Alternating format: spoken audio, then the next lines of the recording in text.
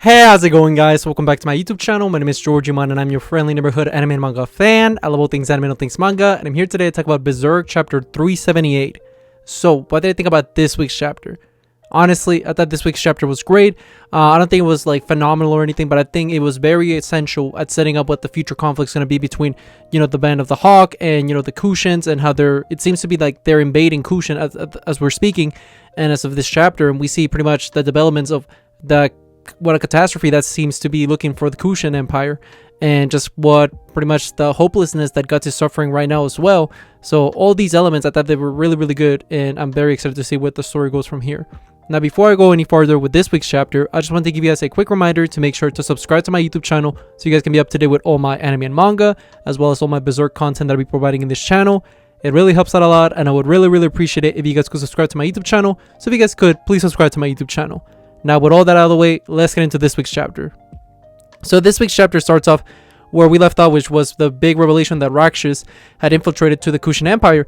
And one thing to note is that throughout this entire ordeal where, Rakshas is kind of like wrecking shop and, attacking people from the Kushin Empire, he seems to be like kind of lost. He's like, what am I doing here? Like, he seems kind of out of it. And I don't know exactly what's going on with him, but all I know is that these panels were beautifully drawn with him. It looks really cool. Rakshas has always been one of those cool apostles from the Band of the Hawk, and I love his design, and I think that Studio Gaga did an amazing job at pretty much drawing him and illustrating him, and it looked cool. That's all I gotta say. And what pretty much happens is he's causing chaos, and where we left off in the big conference meeting with the Kushin Empire army, and we see that he's causing mayhem. And as all that is happening, Silat, we find out that he actually had like a little bit of his servants in this meeting, and they were incognito. They were just kind of in disguise for whenever something bad were to happen, and something bad did happen. And thankfully, they were there because you see them fighting against Rakshas, and as the fight is going on, you see that it's becoming pretty much standstill. They're starting to like get some momentum. They eventually do corner him in like a circle. However, while that is happening, we see that Silat is like, "Hey, man, I want the smoke, like attack, charge, everybody charge in." And as that's happening, we also see that pretty much the entirety of Rakshas is having flashbacks, like, oh, I remember this. Like, the last thing he remembers is pretty much Rickard when he, blew the dynamite or the cannon or whatever it was, and fired it off at him. So you just see everybody eventually corner him, and as that's happening, we see that he's like, okay, let's get down to business. And we see that even Silat, like I said, he's down to fight. And as this is going down, we see that Daiba, he senses this big malice, and it's like a big storm around the capital of the palace. And we see that that's pretty much seems to be one of the gates of the astral realm. It seems to me that pretty much the Griffith is teleporting some of his, Band of the Hawk members to Kushin to attack. And we do know that, Griffith did make a mention like a couple of chapters ago where he was like, I gotta head somewhere. I forget if it was east or west or whatever, but he's like, I gotta head there. We didn't know exactly what he meant, but now after this week's chapter, I'm assuming he meant to say that direction that he was heading to was obviously, I think, in my opinion, the Kushin Empire. And as we see this big, tornado thing, we see that all these monsters get teleported there, and we see that some trolls get teleported there. And pretty much like if you've seen Berserk, the trolls, not a good time for anybody there. We see that they're starting to invade the city, and as Farnese is wandering around because she senses all this malice, from the previous chapter. She knows that she has to like hopefully do something about it, whether it's interfering and trying to close the gate or whatever it is. She also knows that Shirk is not here, so her mistress is not here to help her out.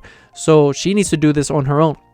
And as she's stumbling on the city, she stumbles upon the trolls, and she automatically gets terrified, as anybody would, because these creatures are terrifying. And we see that she trips, and it's like, oh no, like, not my girl Farnese, please, I beg you, please don't do her dirty. But thankfully, who's there? Giga Chad, Serpco, he shows up, rescues Farnese. He just, takes care of business. He saves her. And one thing to note is that pretty much as Farnese was sensing all this malice, like I said, she realizes like, hey, I gotta be the mage. I gotta be the one that steps up to like do something about this, because like I said, I can't stop reiterating this. Shirk's still knocked out. That was a big panel of her still unconscious, and we see that also in that panel we see my girl Morta. Shout out to Morta, baddest chick in Berserk. That's just me though.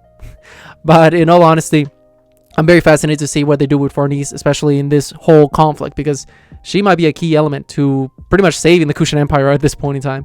And talking about the Kushan Empire, as you know, this chaos is ensuing, we see that Rakshas is like, oh man, like this is great. Let's fight. I'm bloodthirsty. I want to get down to business.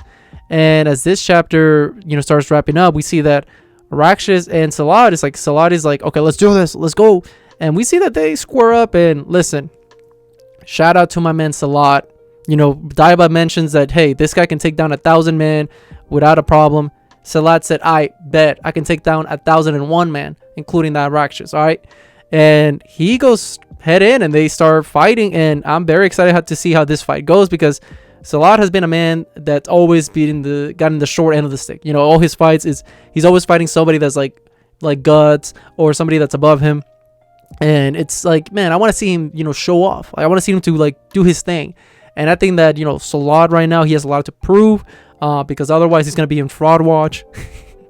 But no, in all honesty, I'm very happy to see that he's getting some action, and I can't wait to see how this fight, you know, plays out. Obviously, I think that Rakshas has the advantage because he is an apostle. Silat is just a human, like literally just built different, but he is a human, unlike Rakshas. So I'm very curious to see how this fight plays out, because like I said, I think their fighting styles are going to be very entertaining to see. You know, Rakshas is more like an assassin, like kind of swift here and there, and Silat is more of an agile combatant and why not. So I'm very excited to see this, because like last time they fought, you know, they ran away. Silat didn't want he knew he couldn't scrap against Rakshas. So this time for the rematch, and I can't wait to see that. And how the chapter also ends off is that the final panel is pretty much Guts still in the prison, you know, down there, and he's still trapped, and he has this look in his face that he has the cold sweats. And a lot of people can take it many different ways and interpretations on why he's exactly like this. You might take it like, you know, he might have been, you know, finally, you know, catch to reality and be like, hey, I gotta snap out of it. This is nothing, no good comes out of this. Is he finally like coming to like the realization like, hey, I gotta get back to business and, you know, rescue Casca? Or is it more like he's just helpless? Is he more in the sense that, you know, like he's given up on everything? Is it more like he's, you know, searching for battle? So many ways to look at this face of his. In my personal opinion, it's a little bit more of a, you know, him realizing like, man, like, what am I doing? Like, I'm a failure. More of a self-doubt look in his face about, you know, how am I getting Casca back? You know, like, because now that Griffith has her, theoretically, how does Guts get her back? Like, I mean, Griffith is a Godhead member. You know, he has Zod. He has an army of apostles. And, you know, Guts has his crew and all, but how are they realistically going to get Casca back? And I think that that's something in his head that he might be, thinking about currently, and something that's really digging at his mental state, in the sense that, you know, he could try to get Casca back, but he could, like, you know, he could lose everybody in the process. So a lot of things to think about. I mean, I'm just throwing a lot of speculation on what Guts' mental state is right now. I mean, I'm not him, so I can't tell you, but I know if I was in the scenario that Guts was in, I probably would have, had already my mental breakdown and just given it. But that's why our man Guts is the Giga Chat. That's why, you know, he strives to always overcome, you know, all the bad things that happen in life.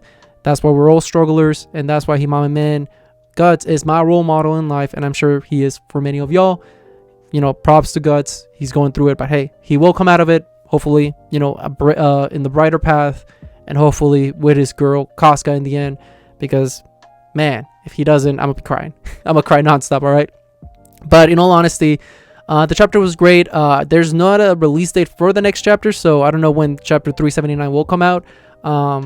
Because, you know, they released these two back to back. For all I know, it'll be 6 months from now. For all I know, it'll be next month. Who knows?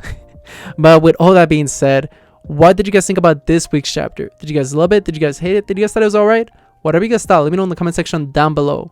Also, thank you so much for sticking all the way to the end of the video. I really appreciate it. And don't forget to like, comment, and subscribe to my YouTube channel for more Berserk, as well as more anime and manga content in the near future.